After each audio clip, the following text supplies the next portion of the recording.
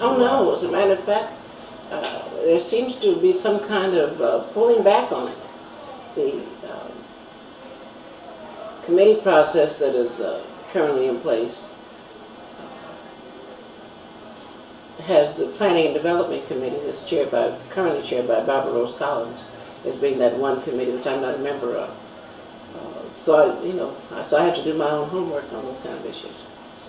And I think the 51% basic benchmark is not being adhered to with great aggressiveness.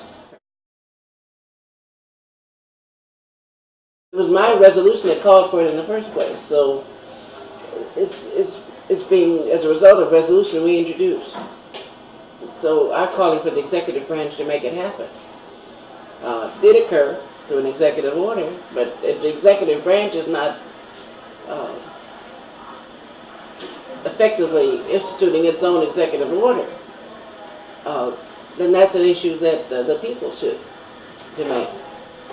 This council has called for it, similarly to a residency. I've called in writing for the city of Detroit to restore residency rights, suing if necessary the state, which is not easy to get past council. But I didn't just rest on that. I also did an ordinance calling for 15 points to be added to every job application for every Detroiter who's applying for a job in the city.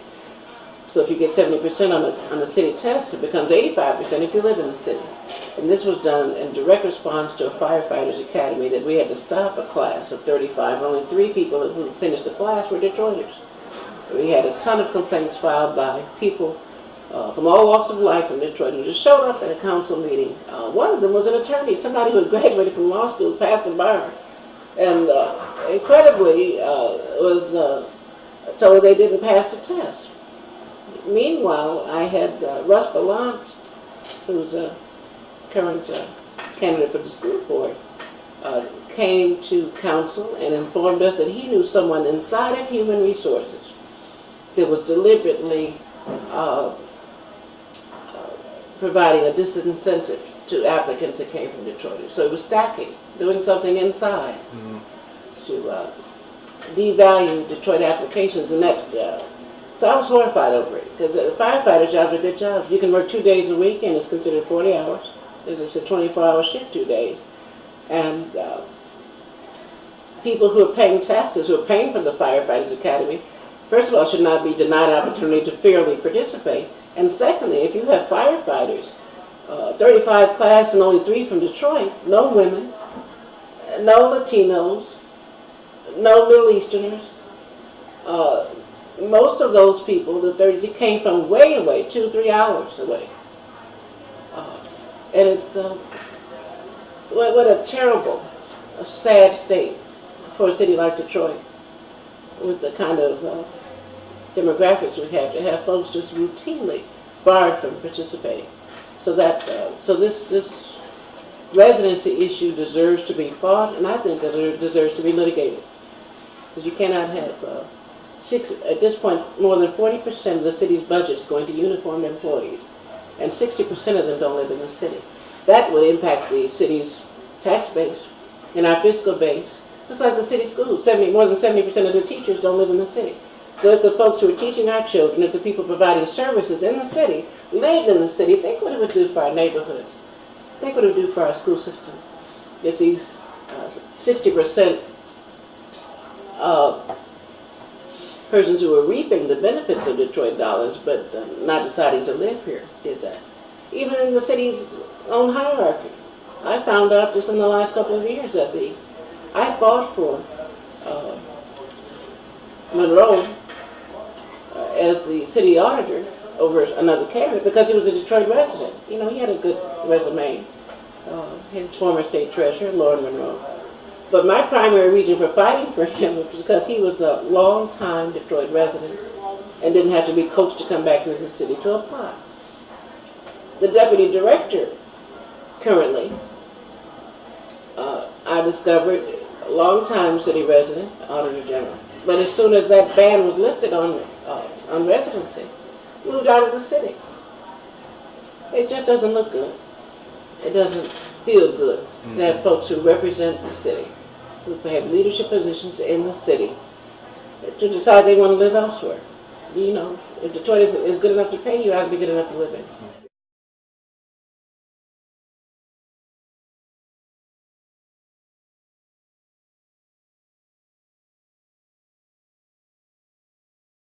The charter change could say an executive order, once it's been executed, unless it's been unexecuted, must be aggressively enforced. And if the mayor's not doing it, then council should employ a monitoring process to ensure it happens. So that if charter language included a monitoring process, because a monitoring process is needed for almost everything. There was a period back when the consent decree was first being addressed. I had just been elected and had to fight to keep receiving hospital open. One of my first pieces of legislation, you shall not close receiving hospital.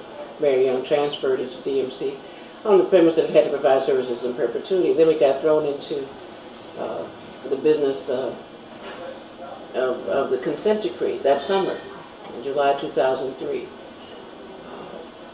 There was a strong argument from the law department that the city council should have nothing to do with the consent decree, only the executive branch. We argued, chiefly former President Emerita, the late Marion Mahaffey, Attorney Sharon McPhail, and myself. We were going toe-to-toe with the law department.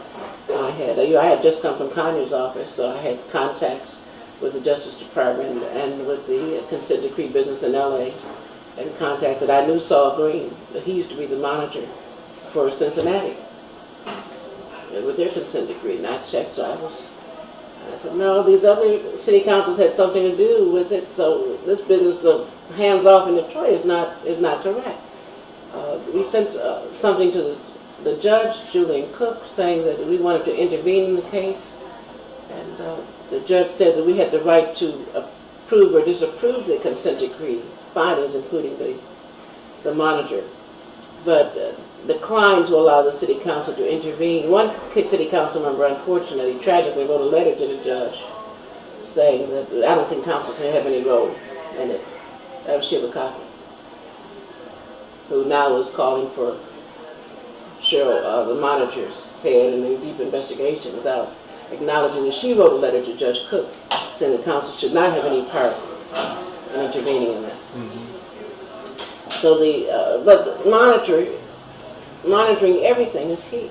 You got to monitor, from the living wage ordinance to making sure that the privatization ordinance is properly enforced. Everything, particularly those things that are critical to the quality of life of our citizens, you got to have a monitor, because there's a revolving door.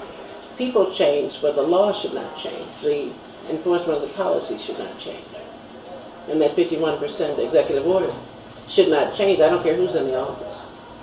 It should be adhered to. It should be enforced.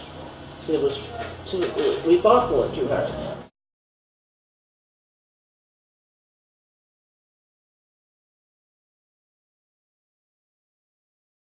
We set up a monitoring with a special review with the Chicago Law Center, President Mahaffey and myself, and they were paid to monitor the city's compliance with the living wage ordinance. But that kind of thing requires constant deliberation and advocacy by persons in elected office. And at this point, I would think it should be vested in an office outside the law department, because the law department doesn't monitor itself well enough. We lose far too many lawsuits, too many settlements, when you do an analysis of how much we pay out compared to any other city.